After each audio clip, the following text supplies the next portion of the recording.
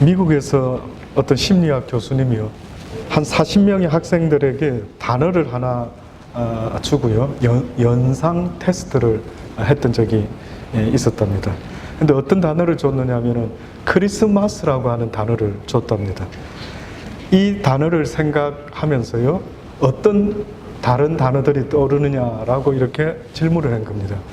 그랬더니만 혹시 여러분이 제가 미리 말하기 전에 한번 추측을 해보셔서 과연 학생들에게 크리스마스라고 하면은 무엇이 떠오르는지 한번 집에서라도 미리 좀 한번 해봤더랬으면 좋을 뻔했어요. 그래서 우리 교회 아이들이 크리스마스 하면은 떠올리는 게 뭘까? 아마 우리 교회 아이들은 믿어 심치 않습니다. 아마 예수 그리스도를 떠올리리라 생각합니다. 그런데 안타깝게도 미국에서 그 심리학자가 조사를 했는데 나온 대답들이요, 추리, 가시나무, 선물, 칠면조, 휴일, 캐롤, 산타크로스, 이러한 단어들이 나왔답니다. 너무나 아이러니하게도요, 예수라는 단어가 아무도 연상을 하지 못했다라는 겁니다. 이 이야기는 어떻게 보면 오늘 이 시대를 살아가는 우리가요, 원래 크리스마스 성탄절이라는 것은 예수 그리스도의 탄생을 기념하고 그 뜻을 되새기는 그런 아주 귀하고 중요한 날인데 예수님은 쏙 빠져버리고 마는 겁니다. 그래서 옛날에 독일에서 이런 일이 있었습니다. 1989년도였던가요? 독일에서는 메리 크리스마스라고 하는 것이 프로에 바이나흐르흐트라고 하는 이런 말을 쓴답니다. 근데 매번 독일에서는 그 시청에다가요, 아기 예수의 이 모형을 전시를 해놓는, 그래서 모든 이들이 그날을 생각하면서 주님의 탄생을 기억하고 또 이렇게 축하하며 이렇게 지내는 늘 행사가 있었대요. 그래서 아기 예수의 이 마구간 모습을 이쁘게 해서 시청에다가 이렇게 해놓는데 어느 날 한 달 동안 그렇게 설치를 하는데 해놓은 지 이틀 만에 예수님이 사라져 버린 거예요. 누군가가 그걸 예수님을 얼마나 좋아했으면 예수님을 훔쳐갔던 겁니다. 그래서 그 미넨의 바이렌주가 난리가 났습니다. 난리가 나서 막 아이들도 울면서 예수님 돌려달라고 매스컴을 통해서 말하고요, 시장도 방송에 나와서 아기를 돌려달라, 주지사도요, 처벌하지 않을 테니 제발 예수만 좀 돌려달라, 이런 해프닝이 있었던 적이 있었답니다. 결국은 훔쳐간 사람이요, 시청 옆에 건물 옥상에다가 얹어놓고 전화를 해서 갖다 놨으니 가지고 가라 라고 그렇게 이야기했다라는 겁니다. 그 이후로 이 독일 시민들이 상당히 많은 걸 느꼈답니다. 다름이 아니라 이 성탄의 가장 주인공은 바로 예수 그리스도. 예수 그리스도가 없으니까 이거는 아무것도 아니다라고 하는 것을 깨닫게 되었다는 겁니다. 여러분, 예수님이 이 땅에 오셨는데 혹시 그 뜻이 무엇인지 아시겠습니까?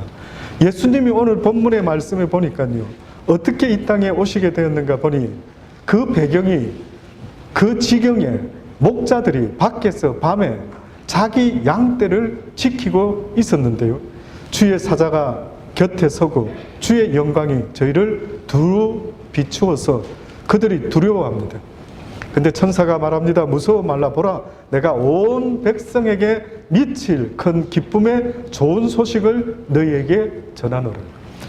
분명히 온 백성에게 미칠 기쁨의 좋은 소식을 전한다라고 했지만은요, 그러나 이 굿뉴스가 아무나의 것이 아닌 겁니다. 예수 그리스도와 상관이 있기 위해서는 보니까 14절에 지극히 높은 곳에서는 하나님께 영광이요 땅에서는 기뻐하심을 입은 사람들 중에 평화로다 라고 말씀한 겁니다. 모든 사람에게 평화가 임할 것 같아 보였지만은, 그러나 예수 그리스도의 탄생이 모든 이에게 전파되어야 되는 소식이지만은 모든 이에게 평화가 아닌 거예요. 어떤 이에게 그 그리스도의 평화가 이루어지게 되는가 봤더니만 땅에서는 기뻐하심을 입은 사람들에게, 기뻐하심을 입은 사람들이 그 평화를 누리게 된대. 성경에 보면은 에녹에 대해서 뭐라고 말씀하냐면요, 하나님을 기쁘시게 하는 증거를 받은 자라는 겁니다. 무엇으로 하나님께 기쁨을 드릴 수 있을까? 무엇으로 하나님께 기뻐하는 자라는 증거를 얻을 수가 있을까? 그것은 딱 하나밖에 없습니다. 그것은 바로 믿음이라는 것입니다. 믿음. 그래서 그 당시 때에도 예수 그리스도를 간절히 사모하는 이들이 있었던 모양입니다. 유대인들은요, 예수 그리스도를 사모한 이유를 대부분은 무엇에 생각하고 있느냐면, 그들은 자식과 자식과 자식 이어서 계속해서 메시아를 기다렸습니다. 그러니 대단한 민족입니다. 그들은 메시아를 기다렸어요. 저희 대한민국이 일제 치하에 있을 때에 우리는 메시아를 기다렸던 게 아니라 조국 대안의 독립을 기다렸죠. 우리는 그 어떤 메시아를 기다린 적은 없습니다. 단지 빼앗긴 조국이 독립될 수 있기를 간절히 바라면서 많은 사람들이 일어났던 겁니다. 근데 유대인들은 메시아를 고대했어요. 그들이 로마의 속국으로 있으면서 가장 원했던 것이 우리와 마찬가지로 자신의 조국의 독립이 되기를 간절히 원했던 모양입니다. 그런데 뜻밖에도 예수님이 이 땅에 오신 것이 그들의 조국을 독립시키기 위해서 이 땅에 오신 것이 아니고요. 주님이 이 땅에 오신 이유는 우리 심령의 자유를 주기 위해서 이 땅에 오셨던 겁니다. 우리 마음의 평화를 주기 위해서 주님께서 이 땅에 오셨던 겁니다. 그래서 예수님께서 뭐라고까지 말씀합니까? 나에게 기름을 부으셨던 것은 가난한 자에게 복음을 전하게 하기 위함인데, 그 가난한 자들이라고는 억눌린 자들, 핍박받는 자들, 누구에 의해서요?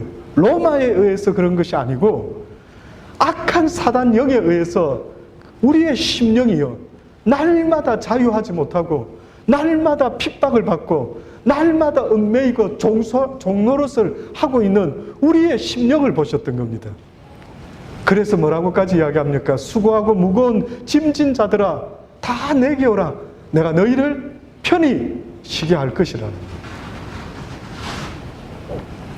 그러니 저는 예수님이 이 땅에 오셨다라는 말은요, 다시 말하면 나의 심령에 오셔야 되는 겁니다. 그렇지 않습니까? 예수님이 이 땅에 온 것이 나와 무슨 상관이 있습니까? 2000년 전에 오신 그 예수님, 나는 그때 없었는데 그것이 무슨 그렇게 나와 상관이 있습니까? 그러나 예수님이 이 땅에 오셨다라는 말은요, 나의 심령 가운데 오셨다라는 이야기가 돼야 되는 것입니다. 저는 저 마음에 평화가 있기를 바랍니다. 저는 살면서요, 요즘같이 내 마음의 평안을 빼앗기지 않으려고 애도 쓰면서, 그리고 나름대로 그 평화를 누려보는 그 마음의 상태, 과연 60을 바라보면서 내 인생에 있어서 이런 마음을 누려본 적이 있었는가? 거의 없더라고요. 늘 그 뭔가에 막 사로잡혔어요. 성공해야 되고 교회가 부흥해야 되고 막 돈도 많이 있었으면 좋겠고, 늘 뭔가가 저를 붙잡고 있는 것을 느꼈어요. 근데 그 당시 때는 전혀 생각을 못했습니다. 무엇이 내 마음을 붙잡고 이렇게 나로 하여금 평안이 전혀 없는 삶을 살도록 하고 있는가라는 생각을 해보니 몰랐던 거예요. 근데 이제서야 인생을 60 바라보는 시점에서 이제는 조금 느껴지는 거예요. 예수 그리스도가 내 마음에 오셔야 되겠구나. 내가 예수 그리스도를 영접해야 되겠구나. 그래서 오늘도 말씀하는 것처럼 기뻐하심을 입은 사람들 중에 예수 그리스도가 아니면 안 된다라는 믿음을 가지고 있는, 하나님으로부터 기뻐하심을 입은 그 사람들에게 평화가 임할 것이다라고 그렇게 말씀을 하고 계시는 겁니다. 얼마나 놀라운 복일까요? 여러분 한번 살아보십시오. 날마다 걱정, 근심이라는 것 때문에 내 인생이 얼마나 힘든지 이루 말할 수가 없습니다. 제발 이 걱정과 근심이 좀 멈춰졌으면 좋겠다. 오죽했으면 학생들도 시험이 없는 세상에서 살아봤으면 좋겠다라고까지 말할 정도로 그 무엇인가가 그 아이들에게 평안을 주지 못하고 그렇게 힘듦을 주는 모양이에요. 우리 학생 여러분들 맞습니까? 공부가 없는 세상, 목사님 행복할 것 같습니다. 시험이 없는 세상, 엄마의 잔소리가 없는 세상, 너무나 평화로울 것 같습니다. 고개를 살짝 끄덕이는 아이들 몇 봤습니다. 나중에 그 부모님들께 알려드리겠습니다. 그럴 수 있겠죠. 그럴 수 있겠죠. 그런데 우리 아이들이 만약에 그러면 내가 행복할 것이다 생각하는지 모르지만요. 실제 행복하려면 예수 그리스도가 내 마음에 오셔야 되는 겁니다. 예수 그리스도. 이 예수님을 누가 처음에 봤느냐 하면은 목자들이 봤습니다. 목자들. 당시의 목자들은요, 천민이라서 안식일도 안 지키는 사람들입니다. 뿐만 아니라 그들은요, 양떼를 몰고 온 지경을 돌아다니는 잡을 갖고 있었던 사람들이었어요. 그러니 천사가 그들에게 나타나서 미션을 줍니다. 온 세상을 다니면서 이 기쁜 소식을 사람들에게 전해주어라. 뿐만 아니라 우리의 목자로 오신 주님이 목자에게 그렇게 먼저 주님이 나타내 보이셨다라는 것을 보게 되는 겁니다. 물론 가장 먼저 동방박사 세 사람이 우리가 아는 것처럼요, 그렇게 예수님을 맞이합니다. 그들이 귀한 것으로 예수님을 드렸지만은, 그러나 금, 황금과 모략과 유황에는요, 그 예수 그리스도의 모든 삶을 다 압축하고 있는 것 같아요. 여러분 생각할 때도 이해되십니까? 아니, 황금이 뭐 황금, 은이면 은, 금, 뭐 이렇게 들고 왔었으면 딱 보기 좋았었는데, 뚱딴지같이 황금과 모략과 유황이라는 걸 들고 옵니다. 황금은 가장 고귀한 왕에게 드릴 수 있는 거예요. 유황이라고 하는 것은 사상과 철학, 진리, 이런 것의 표현이에요. 모략, 죽은 시체에 발라주는 것. 부활하실 예수 그리스도, 우리를 위하여 죽음을 감당하실 예수 그리스도, 뜻밖에도 별것도 아닌 선물 같아 보이지만은 그 선물 속에 그러한 뜻을 가지고 동방박사들이 왔던 겁니다.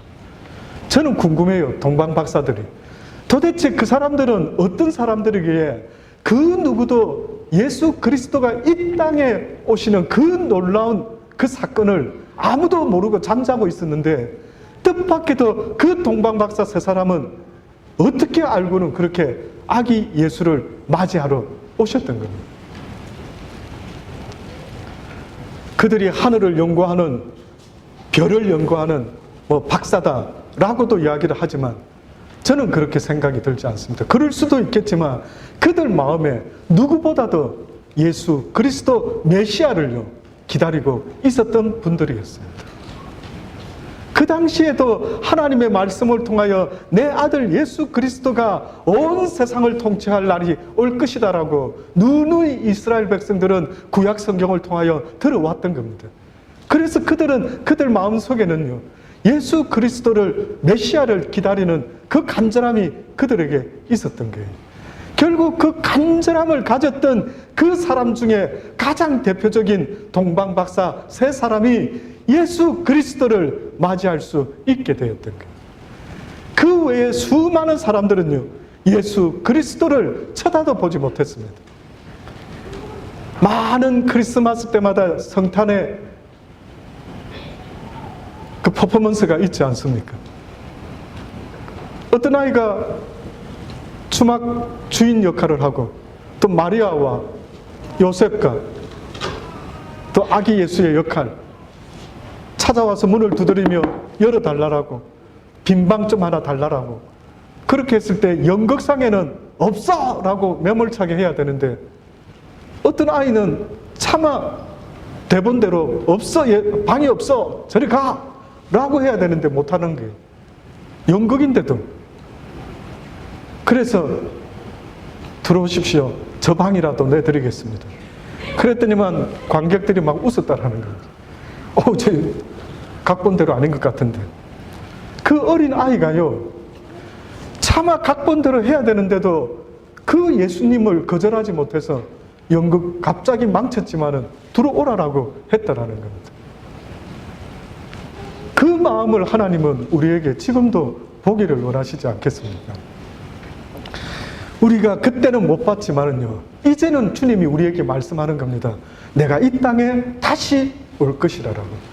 그래서 우리에게는 어떤 소망을 지금 가지고 있느냐면, 예수님 전에 사람들은 예수 그리스도 메시아에 대한 소망이 있었는지 모르지만 이제 예수를 우리는 믿고 보지는 못했지만은, 그러나 예수 그리스도의 재림을 우리는 갈망하며 살아가는 믿음을 가지고 기다릴 때에 바로 그에게 하나님께서 나타나 주실 줄을 믿습니다. 그 마음이 있어야 되는 거예요.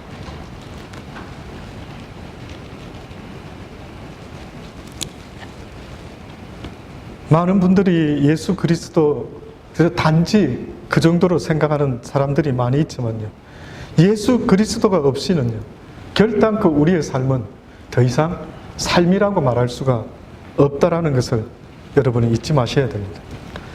행복의 비결이라는 어떤 책이 있습니다. 그 책에 보면은 수많은 사람들에게 행복이 이런 것이다라고 말을 했는데, 그 내용이 보니까요, 행복은 건강과 재물과 아름다움과 즐거움과 조화, 이 모든 것들이 갖추어져야 결국 우리 인간은 행복할 수 있다라고 그렇게 이야기하는 겁니다. 그래서 그 책을 읽고 누군가가 감동을 먹고요, 유대인 랍비에게 그 책을 선물을 합니다. 랍비님, 한번 읽어보십시오. 야, 우리가 행복하기 위해서는 참 미처 생각 못했던 많은 것들이 언급되어 있습니다. 그 랍비가 잠깐 그 책을 읽어봤답니다. 그리고 이렇게 그 책을 소개해 준 사람에게 이야기합니다.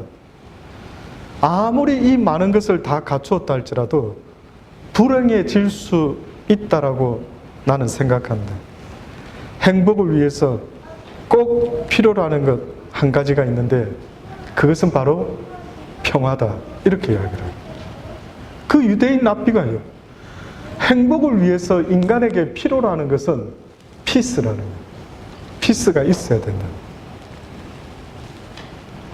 그런데 그걸 돈으로 살 수 있다면, 그것을 세상에 보여지는 그 무엇으로 얻을 수만 있다면은 그 피스를 사고 싶겠죠. 근데 뜻밖에도 하나님이 우리에게 이 온 세상을 이렇게 아름답게 창조해 주어 주셨는데, 한 가지 주시지 않은 것이 있다면은, 한 가지 조건을 걸어 놓으신 게 있다면, 그게 바로 피스라고 하는 거예요.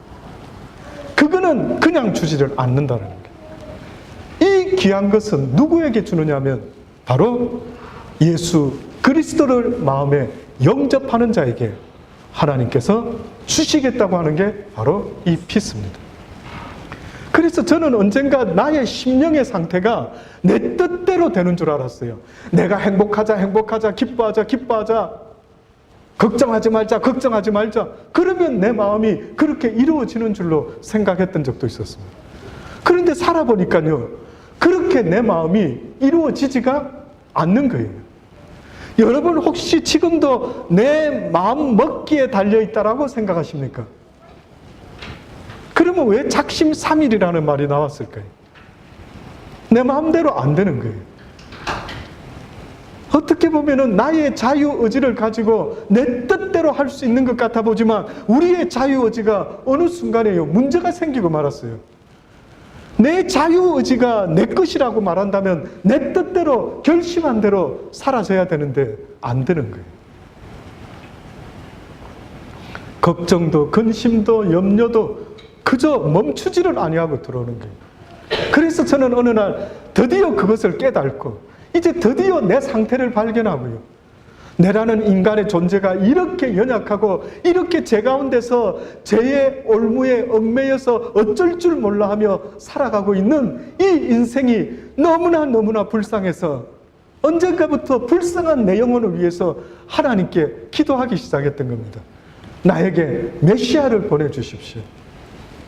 나에게 메시아를 보내주십시오. 그래서 내가 이 악한 사망의 권세에서 해방될 수 있기를 원합니다. 그래서 내가 참 평안을 누릴 수 있기를 원합니다. 하루를 살더라도 기쁨으로, 감사로, 즐거움으로, 평화 가운데 하나님 하루라도 살아봤으면 좋겠습니다.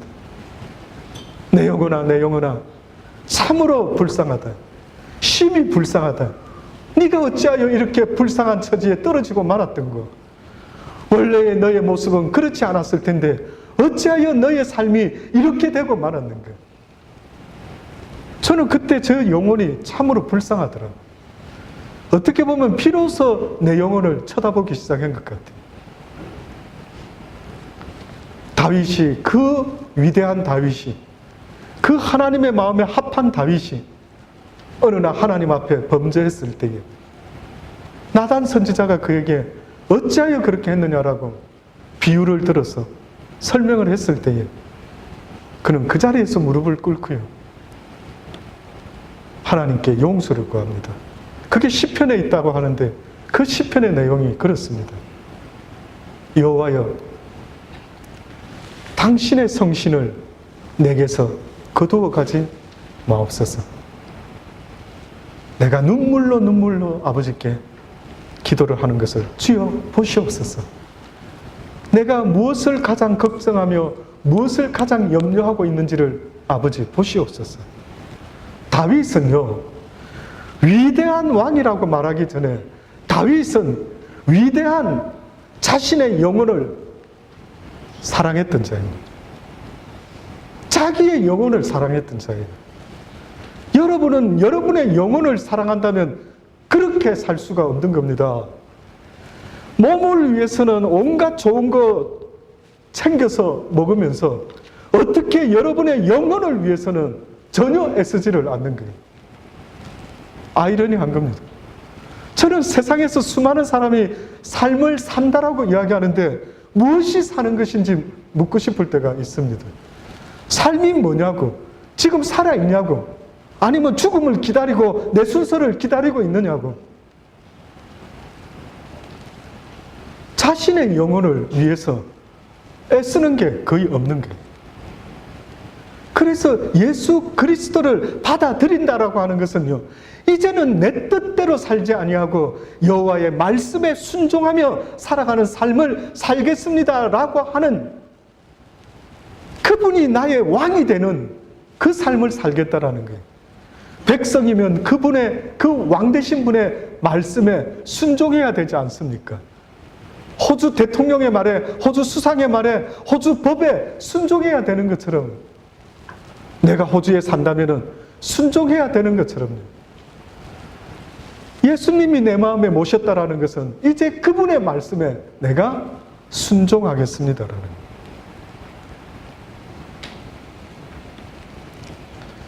우리의 목표는 순종의 삶입니다.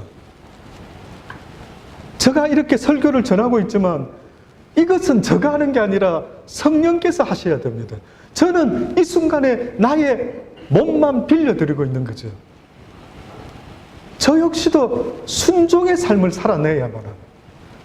그래서 바울이 뭐라고까지 말합니까? 내가 많은 사람들에게 복음을 전한 이후에 버림을 당할까 봐 심히 두려워하면서 날마다 나를 쳐서 복종시키는 삶을 산다라고 그렇게 이야기를 했던 것입니다. 그러니 누구에게 뭘 가르치는 것도 중요하지만은요, 나의 영혼을 사랑하실 수 있는 여러분이 되기를 바랍니다. 내가 살아야 다른 이도 살 수가 있는 겁니다. 나에게 생명이 있어야 다른 생명도 살려낼 수 있는 힘이 있다라는 사실을 여러분 잊지 마셔야 됩니다. 내 속에 생명이 없이 아무리 예수 믿는 흉내를 낸다 할지라도요, 그 누구도 변화시킬 수가 없습니다. 혹시 여러분 때문에 변화된 삶을 사는 사람이 몇 명이나 주변에 있으십니까? 고맙습니다. 예수 그리스도를 알게 해주셔서 고맙습니다. 그분의 말씀을 전해줘서 고맙다고. 내가 그렇게 살겠노라고.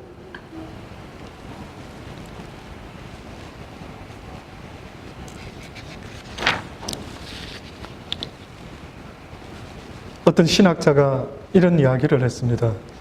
우리 인류를 구원하러 오신 하나님의 아들에게 우리 인류가 최초로 준 선물은 말구유였으며 마지막으로 준 선물은 십자가였다.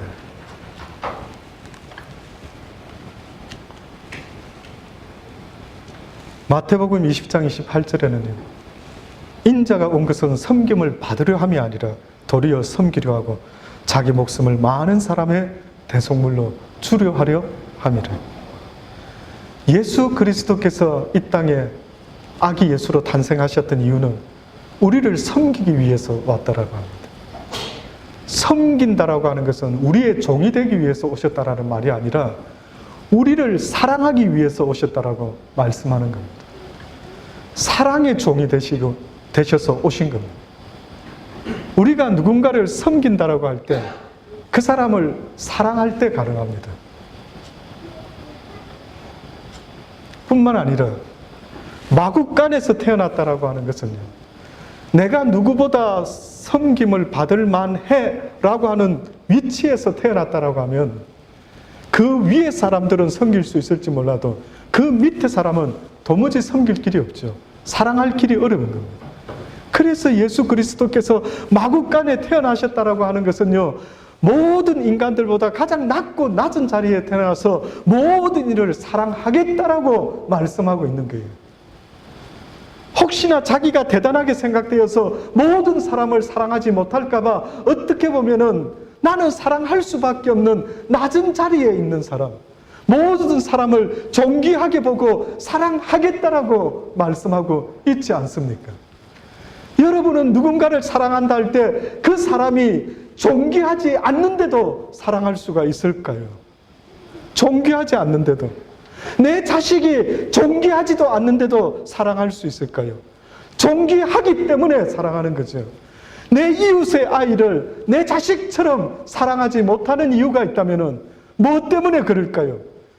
내 자식처럼 존귀하지 않기 때문에 그렇습니다. 존귀하게 여기지 못하는 그 마음 때문에 사랑할 수가 없는 겁니다. 그래서 주님은 자주 저 같은 사람에게 깨우쳐 주시는 것이 가장 낮고 낮은 자리로 내려와라.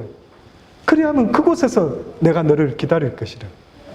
이제 그곳에서부터 네가 나의 사랑을 나타내야 될 것이라는 거죠. 내가 낮은 자리에 내려오지 못하면 그 누구도 사랑할 수가 없습니다. 오히려 자기 자신이 사랑받을 자라고 생각을 할 수 있어도 내가 모든 사람을, 내 이웃을 내 몸으로까지 섬기며 사랑할 수 있는 그 마음을 가지기 위해서는요, 결단코 낮은 자리로 내려오지 않고서는 불가능한 겁니다.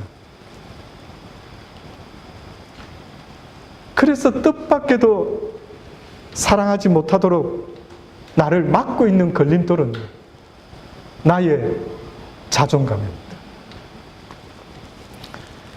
자존감을 잘못 알고 있으니 자기의 존재감의 가치를 스스로 만들어내었어요.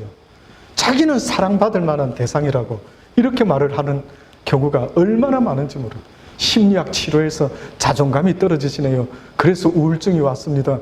이런 이야기를 들을 때마다 내가 저 사람을 만나면 해줄 말이 있는데,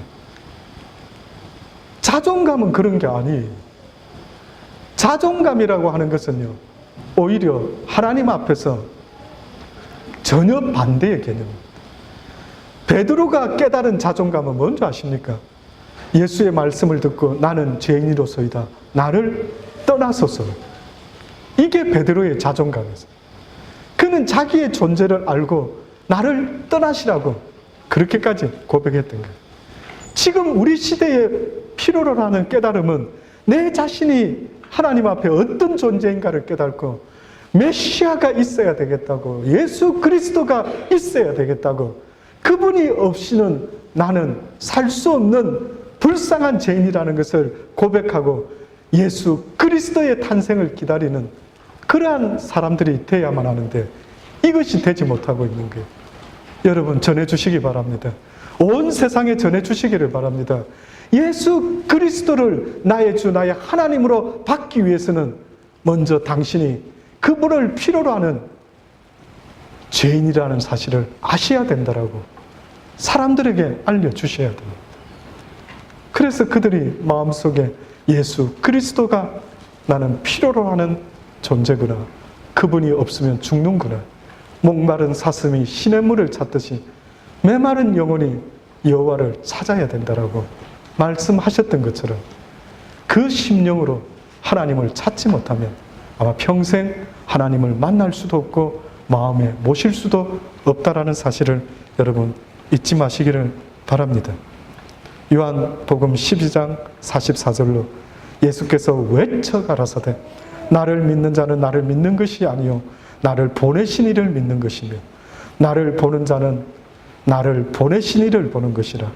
나는 빛으로 세상에 왔나니 무릇 나를 믿는 자는 어둠에 거하지 않게 하려 함이라. 나는 빛으로 세상에 왔으니 무릇 나를 믿는 자로 어두움에 거하지 않게 하려 함이라. 사람이 내 말을 듣고 지키지 아니할지라도 내가 저를 심판하지 아니하노라. 내가 온 것은 세상을 심판하러 함이 아니요 세상을 구원하러 함이라. 여기까지는 듣기가 너무나 좋습니다. 그런데 이런 말씀을 48절에 이어서 하셔요. 나를 저버리고 내 말을 받지 아니하는 자는 심판할 이가 있으니 곧 나의 한 그 말이 마지막 날에 저를 심판하리라. 나는 너희들을 심판하지 않을 것이라. 그러나 내가 한 말이 너희 모두를 심판할 날이 있을 것이라. 기억하라. 내 말을 듣는 자, 순종하는 자에게는 축복의 심판이 있겠지만 나의 말에 빛으로 온 내 말에 진리로 온 내 말에 불순종하는 너희들에게 나는 심판으로 너희들을 저지할 것이라. 이것이 그분이 우리에게 엄히 말씀하는 겁니다. 사랑하는 여러분, 여호와의 말씀을 듣고 순종하며 받아들일 수 있는 아기 예수님을 우리 마음에 품는 것뿐만 아니라 그분의 진리의 말씀을 우리 가슴에 품을 수 있는 그러한 복된 성탄절이 되기를 간절히 주의 이름으로 축원합니다. 기도하십시다. 참으로 좋으신 아버지 하나님, 그렇습니다. 우리에게 날마다 주의 말씀 들을 때마다 마음에 아기 예수님을 영접하는 것처럼 영접할 수 있는 믿음이 있게 도와 주옵소서. 그리하여 사는 날 동안 여호와를 모시고 살아갈 수 있는, 그래서 날마다 기뻐하며 감사하며 즐거워하며 그 평화의 삶을 마음껏 누리며 살아갈 수 있는 우리의 인생이 되게 하여 주옵소서. 감사합니다. 예수님의 이름으로 기도합니다. 아멘.